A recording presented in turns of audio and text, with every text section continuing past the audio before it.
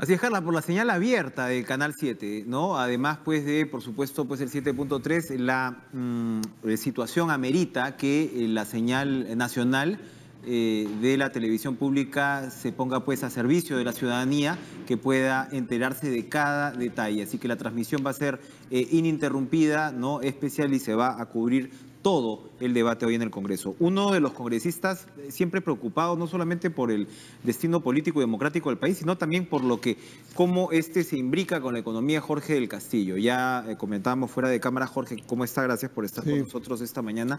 Michiquillay es la primera baja. Lo pasan 2 meses para adelante. A pedido de los postores, según reconoce la propia Proinversión. Pero es que imagino que la motivación es justamente la inestabilidad política. O sea, ¿quién se mete a invertir 2.000, 3.000 millones de dólares en un marco de incertidumbre política, donde no sabemos quién es el presidente mañana, si va a haber elecciones el próximo año? O sea, mira el impacto que causan estas cosas. Es así. Escenarios. Primer escenario, hay que decirlo, lamentablemente, el más probable, ¿no? Sí. En términos de las proyecciones que se hacen de los votos y lo que se han adelantado. Y vamos a decirlo así, ayer hemos estado con el congresista Arana acá. Hasta ahora lo que se ve es que el Frente Amplio iría por la vacancia, más los 70 votos confirmados del fujimorismo. Estamos hablando de 80. Están a 7 votos, ¿no?, de una vacancia que la señora Vilca toma, el señor Rosas, los propios parlamentarios en su bancada aprista, ¿no?, que están a favor. Mauricio Mulder es probablemente el congresista que más sustento político le ha dado a esta situación. Así que es muy probable que se llegue a los 87 votos. Primer escenario. Asume el vicepresidente Martín Vizcarra. ¿Qué podríamos esperar de esa situación? Quizás se tendría que ser un gobierno de mucho más amplia base, ¿no? Pero a tenor de lo dicho ayer por el presidente Kuczynski, el que dice, los dos, refiriéndose a... Y con ellos al lado. Claro. No están dispuestos a asumir un gobierno que nazca de la ilegalidad, ¿no? Eso es lo que ha dicho, de este abuso. Entonces, ¿eso qué nos está diciendo? Que ellos también van a renunciar. Pero eso puede ser una estrategia política para decir, ojo, que acá se puede sembrar el caos, o es una realidad, porque uno dice, ahí estaría jugando seguramente el gobierno la carta del recurso internacional, que lo comentábamos antes con el internacionalista Miguel Rodríguez Mackey, pero... en términos reales uno dice, en unas nuevas elecciones, pues Peronos por el Cambio tampoco creo que tenga pues un gran arrastre. ¿Políticamente tendría algún sentido esto de hacer renunciar a los vicepresidentes? Para mi juicio lo mejor sería seguir el normal, ¿no? El primer vicepresidente haciendo un gobierno. Ahora, nada garantiza que esta misma mayoría, el día más adelante, entonces me acuerdo de Chincheros, me acuerdo de esto y empiezo a hacer la guerra de nuevo. Ese me imagino es el criterio ya que va primando. Porque varios de ellos habían pedido la renuncia de Vizcarra cuando fue la crisis del tema de Chincheros. Y entonces ahora ya no. Entonces eso hay que tener mucho cuidado. Pero si fuera el caso, creo que le corresponde al señor Vizcarra hacer una amplia convocatoria. Cuando hablamos de amplia convocatoria, ¿de qué estamos hablando? ¿Es integrar a sectores políticos, es integrar más directamente al fujimorismo, que hasta ahora, en fin, tiene cargos, pero no integrado al gabinete? ¿Podría haber integrantes del APRA? ¿De qué estamos hablando? El papá de Vizcarra es aprista, moqueguano aprista. Sí, ¿no? Sí, él fue constituyente con Aya La Torre, nada menos. Así ¿no? que... Si es que buena escuela tiene que haber tenido. Ajá. Ahora, me parece que una convocatoria de amplia base tendría que comprender al mayor número de partidos, quizás no unanimidades, pero sí. Y también gente de la sociedad civil, gente muy acreditada, que refuerce tanto, digamos, en personalidad como actitud psicológica y en conocimiento del país para ser un gabinete de calidad. Personalidad, actitud psicológica. Ayer el presidente, que yo creo que dio un buen mensaje, ¿no? Sí, claro. Ha sido, por lo menos mejor el del 2000. Ha sido el mejor que le hemos visto, ¿no?, en medio de esta crisis, sí. ¿no? Nos referimos. Probablemente es lo que siempre debió hacer, un mensaje a la nación leído, directo, contundente, con la entonación del caso, cuando había que meter el énfasis. Pero él, de lo que ha sorprendido, ha dicho, me equivoqué en términos de mi actitud de apertura y de diálogo, me equivoqué, ¿no? Esto era para ir a la confrontación y ya vemos cuáles son las consecuencias. ¿Es posible esperar entonces una identidad distinta del gobierno, ya sea con Kuczynski, ya sea con Vizcarra, de aquí en adelante? Yo no sé si se equivocó realmente, porque siempre una ruta de diálogo es mejor a una ruta de confrontación. Donde se equivocó, en todo caso, fue en las decisiones de hace X años, ¿no?, que ahora salen a flote y que dan lugar a esta situación. Esa sin duda es una equivocación, ¿no?, profunda, que es la que lo tiene, ¿no?, aquí. Claro. Si tuviera otro Congreso no estaría aquí, pero el hecho es que estás poniendo en bandeja, pues... Claro, entonces no es que esto está pasando porque no hice cuando Saavedra el tema. Hubiera pasado igual, ¿no? Entonces, ¿por qué? Porque la causa no es el tema de Saavedra, la causa viene de antes. Pero en fin, habrá consejeros o consejeras que le dicen adopte estas posiciones. ¿Cuál es su percepción con respecto al fujimorismo?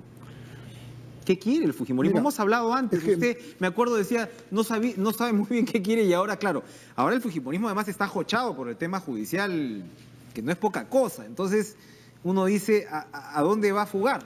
Metafóricamente me refiero. En primer lugar, quisiera referirme a la marcha esta que hizo el Frente Amplio ahí. ¿No? Me parece de una, no sé cómo llamarlo, no quiero mal calificar, pero es una cosa absolutamente impolítica, ¿no? O sea, marcha contra el golpismo fujimorista, ese era su lema. Lo escuchaba a Arana decir eso, y resulta que ellos son los que encabezan la moción de vacancia con el sustento del fujimorismo. No, y ellos son los que en buena medida con sus 10 votos están garantizando la vacancia. Entonces, si no estuvieran esos 10 votos, otra sería la historia. Hay una contradicción. Entonces, han sido instrumentados, pareciera, para que ellos se pongan adelante, ¿no?, y el fujimorismo con todos sus votos va atrás. Si es que eso que contra el golpismo fujimorista es una hipocresía, ¿no?, por decirlo de alguna manera. Ahora, el fujimorismo está aprovechando esto. Yo he visto muchas actitudes reactivas, ¿no?, y malas decisiones, ojo, malas decisiones, 3, 4 veces. Bueno, ahora se montan este carro, entonces da toda la sensación de un ánimo de venganza, ¿no? Vamos a acabar con este señor que nos ganó la elección. Ahora, pero esa es la anécdota. Yo quisiera ir un poco más al fondo del tema, ¿no? Como aprista, como persona que en la escuela de ahí de la torre del partido he aprendido a defender la democracia, defender las libertades, garantizar el crecimiento del país, en la responsabilidad de haber sido primer ministro, ¿no? Uno aprende que tiene que ser sumamente serio con las cuestiones de Estado. Entonces, las consecuencias de una decisión de este tipo no son fáciles. Ya hemos comentado la primera baja de esta fuerte inversión. ¿Vendrán otras?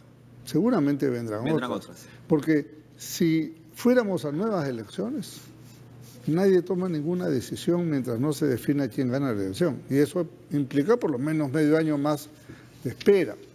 Miren todo lo que estamos.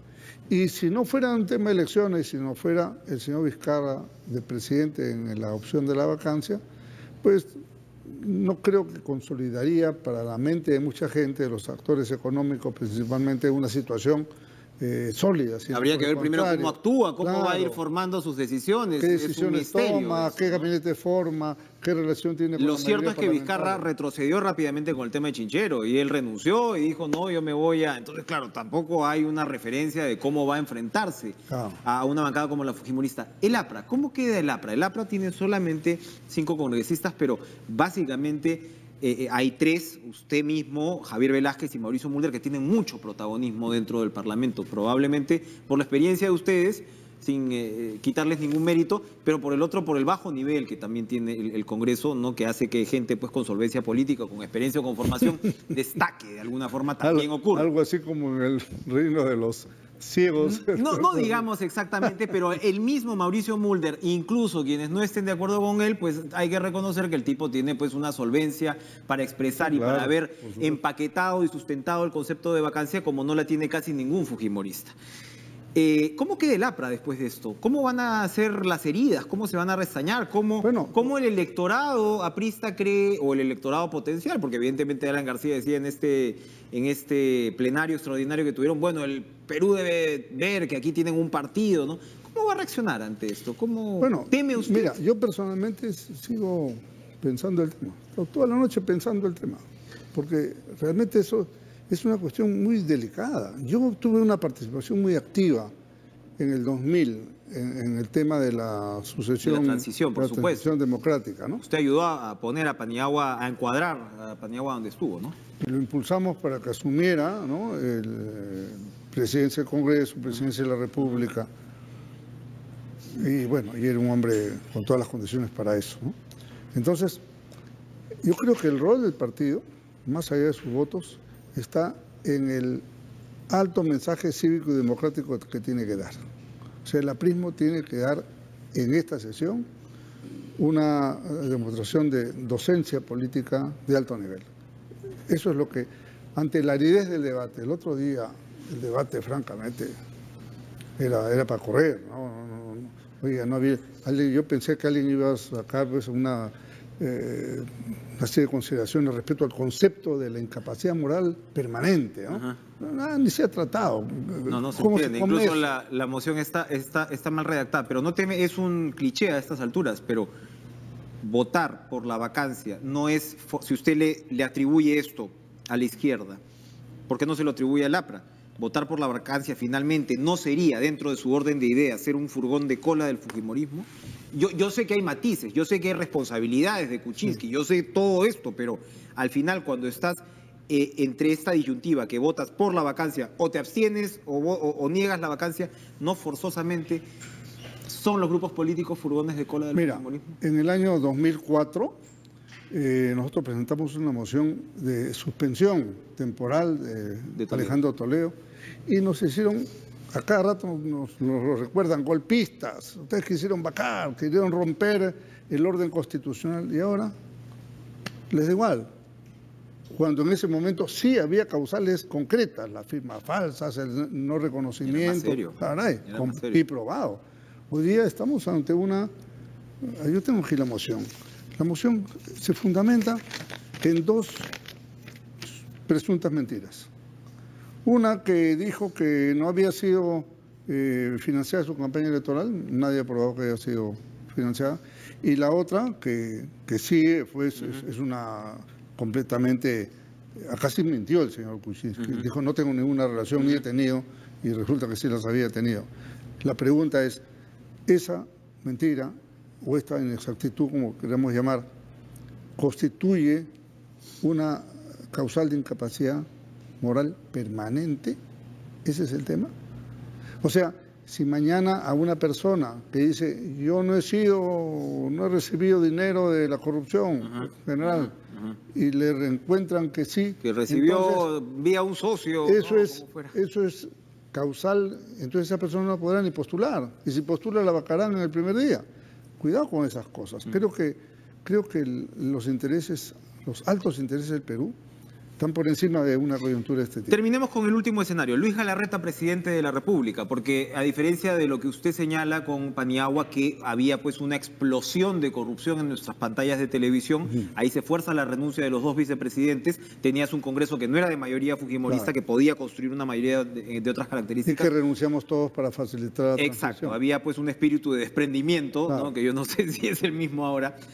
Pero aquí el fujimorismo tiene el control básicamente del Parlamento. Es muy difícil que, por ejemplo, Luis Galarreta fuera a renunciar al ser presidente del Congreso. Es muy probable que él asumiera transitoriamente la presidencia de la República en caso los dos vicepresidentes renunciaran.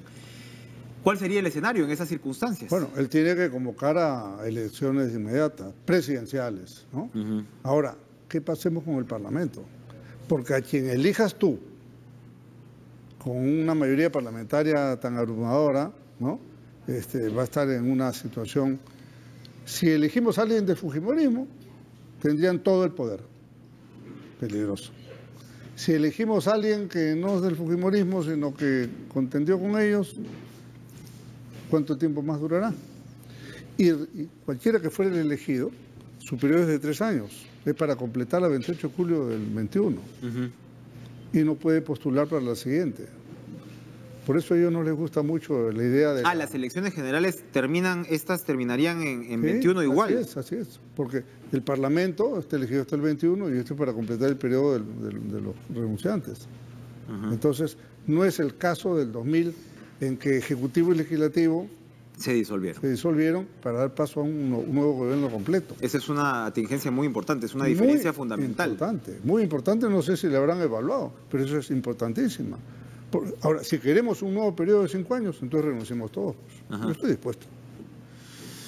Jorge del Castillo, muchas gracias por estar con nosotros. Qué grave la situación del país, independientemente de donde uno, de la opinión y donde uno esté parado, es una tristeza. Y en este Valle de Lágrimas, por lo menos lo de Paolo ayudó a un bálsamo un ratito, ¿no? Había este meme del presidente Kuczynski llamando al abogado de Paolo Guerrero, ¿no? Sí. Ahora, Alberto Borea es un hombre, yo sé que no es el mejor amigo de los apristas, ¿no? Pero es un hombre elocuente.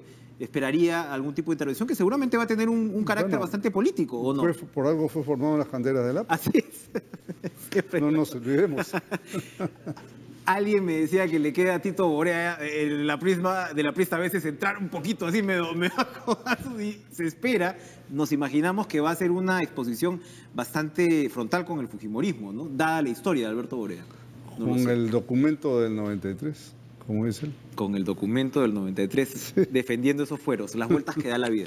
Jorge del Castillo, muchas gracias por acompañarnos esta mañana. Gracias. Ojalá, en fin, es un lugar común, pero realmente con el escenario que nos está describiendo el parlamentario Jorge del Castillo, la serenidad debería imponerse, ¿no? Y habrá que, pues, escuchar los argumentos del presidente y calcular todos los escenarios que podemos tener a partir del día de mañana. Gracias, Jorge del Castillo. Nosotros continuamos en vivo con información. Carla Jarada.